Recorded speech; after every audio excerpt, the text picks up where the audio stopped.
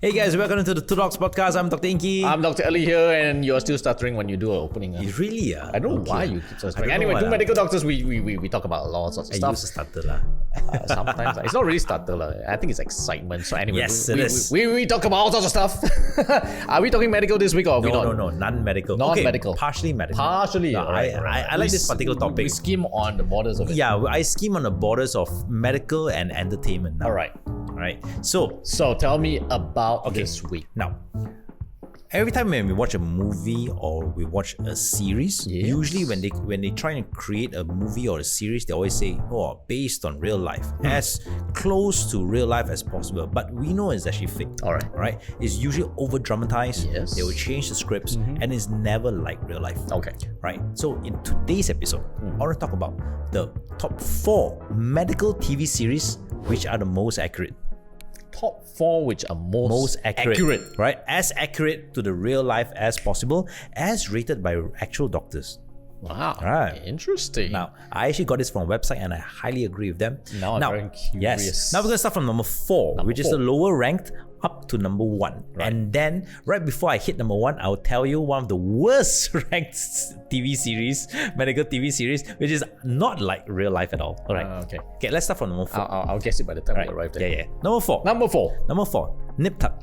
Nip Tuck. So that's Nip about Tuck, plastic surgery. Yes. So Nip Tuck is a TV series about 2 plastic surgeons who run their own private practice. And what they do is they do cosmetic surgeries. And every episode, someone comes to them with a cosmetic issue. All right, where they want a boob job, they want a nose job, and all, and then they talk them through. All right. Now, the reason why Nip Tuck is accurate is because majority of the issues that the patients have are actual problems that a lot of people have. All right. People come and say, I don't like my nose because my husband says it's not nice. Right. All right. Again, all these are actually based on real life complaints by actual patients. Now, what they've done, of course, they've dramatized it, they've made it nicer. Yeah, they made the 2 surgeons really good looking. And they made the 2 surgeons really good looking. But more often than not, right, I know a lot of cosmetic surgeons, right? Cosmetic surgeons somehow are very eloquent when they speak compared to most other professionals. Actually, they are. They are. Correct or not? They're more polished. They're more polished. The way they present themselves, they dress nicer, right? They speak slower. They speak slower. They're nothing like us. Yeah, correct. Nothing like us. So in Nip Tuck, they are like that as well. They're more polished, right? They're more, how to say, they are. So the opening question is, so tell us what you don't like about yourself. Today. And which is true, because even though it's cosmetic surgery, most of these patients actually have some sort of psychological distress. And in the series, they do talk about it. Right? Nice. They do talk about people who are addicted to cosmetic surgeries. Yes. Right? They do talk about people who are unhappy with cosmetic surgeries. That means after they're done. And they also talk about helping people who are underserved, all right, who do not have the money to afford the cosmetic surgeries, right? And they also help them. Well, of course, the part which is not true is that most of these surgeons, which they depict in the series, are very promiscuous, which I would say it paints the whole profession in a bad light. It paints a profession in a bad light. Hence, that's why a lot of cosmetic surgeons say no, it's not true. It's not true. That's a bad series. Don't follow it. That part is not true. So anyway, number 4, Nip Tuck. It's the top. Again, we're talking about the top 4 TV series, medical TV series, which is as accurate to an actual doctor's life as possible. All right. Okay. Number 3. Now, this is the grandfather of medical series, and he started the entire medical series trend. ER. ER. You're right. You know ER because it launched George Clooney's career. Yes. All right. Now, ER stands for emergency room. So it evolves. The drama evolves around the emergency room in the Chicago General Hospital. So every day there are emergencies coming through, whether it's accidents, whether it's fights, whether it's gunshot wounds and all. And the series is accurate because when the patient is wheeled in, immediately the paramedics will shout out loud, this patient has ABC problems. And again, because the paramedics have already accessed it, right, when they were on the scene. So when the paramedics bring the patients in, they already know what's wrong with the patient. They already know the vitals. They'll shout the vitals because there's no time for the doctors to go read the chart, right? They'll shout the vitals immediately. An entire team will hop on the patient, from the doctors to the nurses to other paramedics, to assist the patient. I beg to differ. Really? I work in ED before. Oh, I work in ED. It's really different. It's very different. They don't shout they don't shout with accurate information. Oh no, the one that I work with all were really good. Really? Yeah. Which I was in Klang Hospital. Klang Hospital, huh? I was in Klang Hospital. It was really good. When I was there, it was really, really good. It was really, really good. So the moment, so what happened is, But the paramedics, do they? no, they don't shout. But because a lot of times they phone in advance, right? When the ambulance is coming in, it's already phoned in advance. We already get a little bit of a little bit heads up. Okay. But how about those that wouldn't phone in advance? Usually there are bells ringing, and ting ting, 2 bells and 1 bell, right? You remember that, right? 1 bell is yellow zone, 2 bells is red zone, right? Red zone means very severe cases. And when you're all chilling there doing nothing, and you hear 2 bells, everyone jumps up. And that is actually very close to the TV series. Okay. Right? Because when a life-threatening emergency comes in, the entire team jumps up and the entire team runs immediately to the red zone to assist. Yep. If you are available and you are free, you run to the red zone. Correct. Right? You don't just sit around and puff your cigarettes. Okay. Right? You run straight to the red zone. Episode. Yeah, that's a different episode. So ER is as close to as possible. Of course, the one thing about ER is there's a lot of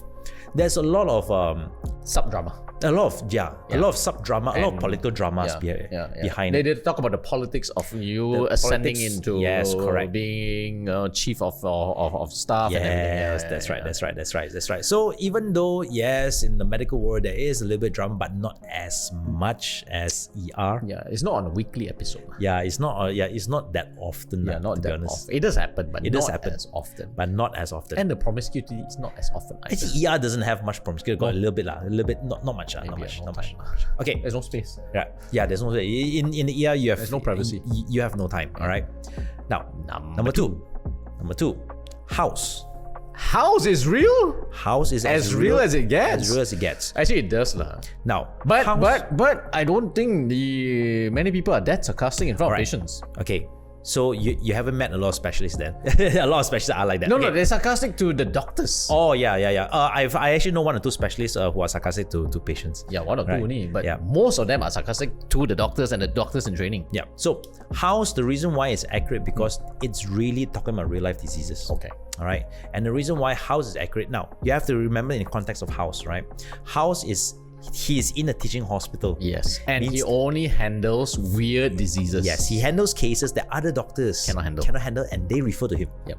So he is basically treating the rare diseases that you do not see on a regular basis. Yes. So he is akin to a high-level professor, all right, who do not see patients on a regular basis, and cases are referred to him when basically all the doctors in the hospital have exhausted all treatment options or all diagnostic options, and hence why the poor social skill. Yeah, and hence the bad social skill. That probably explains why it's real. Yeah. So the reason why a lot of doctors say that this is as close to real life as possible is because House has a very specific systematic way of diagnosing diseases. Yes. Right, the way he diagnosed disease is not like, oh, I just ask you a few questions and then I get the diagnosis. He will ask certain questions, and then when a particular answer comes out, then it intrigues him. Then he said, you know what, I want you to investigate for certain things. Explore. We're going to explore it, and then we're going to see whether it's this particular disease. And if it's not, all right, if it's not, let's go back again. Let's go back to the drawing board. There's something that we missed early on. Yes. Right, and he keeps doing it until he finds the actual diagnosis and then the actual cure. Correct. And I love his one line. Everybody lies. Yes, patient always lies. To be honest, that was the exact same line when I was studying in medical school. The head of general surgery, who was in charge of medical students, that's what he told us. Always. So when we were interviewing patients, whenever we presented the history, he always asked us, do you believe the patient? And I said, yeah, I believe the patient because it came out from their mouth. He said, nope. I had to remember one thing. Patient always lies. Right? Never take the word for it. Always examine. Right? They say you always examine the patient. Yes. And then always look at the lab results. Correct. Right? Then you ask them again. Yeah. Then you ask them. Not consistent. Do you have a second story to tell me? Yes, that's right. They usually do. Yes, that is true. So House is as accurate as possible. And that's number 2. And that's number 2. And before we go to number 1. Before number go, we go to number 1. I give you a bonus one. We're going to talk about the most rubbish TV series ever. But it's actually one of the highest rated. Grey's Anatomy. Yeah, it's Grey's Anatomy. Yeah, rubbish, right? It won so many Emmys. There's no such thing as McDreamy and McSteamy. McSteamy. Right? Yeah. Nobody has time to dress up. Nobody has time to do the hair so nice. Right. So the main problem with Grey's Anatomy is this. So Grey's Anatomy started when they're interns, right? When they're housemen, right? When they enter. And the problem is, as housemen, they can do a lot of stuff already. Yeah. They can do a lot of different procedures and all. Smart, and they know everything. And sometimes, right, they do surgery solo. Right? Which you are not supposed to. Which you cannot do anyway. You cannot do solo because you cannot do it without a senior doctor, whether it's a resident or what we call medical officer or a specialist in the same OT as you. Yes. And you can only assist. You are not the lead surgeon. Yes. You can only assist. It means you can only hold the retractors. And then when you sleep 3 hours, next day you don't look that good. Yeah, you don't look that good. Even though with makeup on. Yes, you just don't look that good. And I think the part that really irks me out is actually the romantic dramas that happen. Yeah, right. A lot of time. Yes. Now, romantic dramas, romance does happen. By the way, he doesn't doctors. like rom-com. No, I don't like rom-com, but romance happens between doctors, right? Yes. Because you're not exposed to anyone outside the hospital life, so these are the only people you meet. Hence, you will end up dating, and most of the time you end up marrying. But in Grey's Anatomy, they will like sleep around, past partners all around. Right, so there's like a lot of dramas, and then the worst part of the dramas is the head of departments actually get involved in their dramas, which actually never happens. Nope. The specialists don't care whether you live or die. Okay, as long as get the job done, get the job done, treat the patient. The rest is not important. Meet the KPIs. Yeah. So Grey's Anatomy is out. So okay. Number one is Scrubs. Right. Scrubs is the closest thing. It is to for a medical student and intern's life. Yes, in medical student and intern's life, it is the closest to real life as possible. Yes, because he's goofy. You have no freaking idea what you're doing. Yes, and you make mistakes all the time. Mistakes all the time. And then your medical officer or specialist will look down on you. your neck, screw you in front of everyone. Yes. That is real. And the sarcasm that comes out. Sarcasm is real. That's real. Sarcasm is your real. Your head of department with the fire in the eyes. Oh, that is real as well. That's real. Oh my god, have you tried doing grand ward rounds with certain specialists? And your nurses who are sarcastic to you as a medical, as an intern. Oh, that's real. Yes, that's real as well. Your senior nurses, right? They will be sarcastic back to you. So Scrubs is as close to an actual doctor's life. Correct. As close as possible. And even the romance always fail. And that's real. And that's real as well. And yeah, in Scrubs, he tries to date outside, doesn't work. Tries to date the fellow doctor, doesn't work. Right? Then he's better off dating the guy actually. Yeah, exactly. And then his best friend end up marrying a nurse, which is a lot of times is real. It is real. Yeah. It is real. He and his immediate superior, all right, hate one another. There was a love-hate relationship, but because he ended up being good, then he and his superior end up being very good friends after that. That's real. And that is real as well. And that actually does. Surgical interns look cooler than medical interns. Yes, that is real. That is real. That is definitely real. That is definitely real. Yep. And that horrible head of department, end of the day, is an actual person also. And he still actually covers you. Even though covers you. It appears that he doesn't like you. Yeah, right. Yeah. The only thing not real is the evil janitor. It's the evil janitor. Janitors don't play janitors are not tricks on you. not so evil in real life. Yes, correct. So the thing about Scrubs, where everyone says is as close to real life as possible, is actually that the human interactions between the doctors themselves and also as well as the doctors and the patients, and even sometimes even the patient's story. Yeah. So a lot of times, if you watch Scrubs, right, the patients themselves have a lot of backstories. They have a lot of sad stories, and they're not afraid of showing patients dying. Patients leaving the hospital through a gurney bag, right? That means the patients die. Yep. And then the doctors feel bad after that. Yep. And the doctors don't always win. And the doctors don't always win. And the doctors are haunted by their mistakes. Yes. Right? Many episodes down the line. Right? So all these are actually real. Yep. Fun fact. Those two jokers are still running a podcast. Yeah, they are. JD and Turk. Yes, JD and Turk is still running a podcast. Yes, they are. Fun fact. A second fun fact. I'm not sure whether you remember, as the opening credits end, they put up an X-ray. Yes. For many seasons, it was the wrong way. On the wrong way. Then towards the final season, a guy came and they say, "Hey, it's the wrong way around." Then they flipped it back around. Yes, correct. Obviously, we watched the same series. Yeah. Anyway, those are the top 4 TV series that reflects closest to life when we talk about real life drama. So number 4, Nip and Tuck. All right. Number 3, ER. Number 2, House. MD. Yeah, and number 1, Scrubs. Go check it out if you haven't. In fact, it's a bit hard to find Scrubs now. It's very difficult to find Scrubs now, but you can find. Disney Hotstar. Oh, it's on Disney Hotstar. It's on Disney Hotstar. I do recall seeing it somewhere.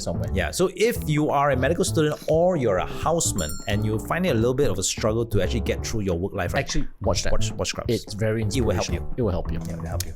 Till then, we'll be back next week with another fun topic. Hopefully. Bye-bye. Bye.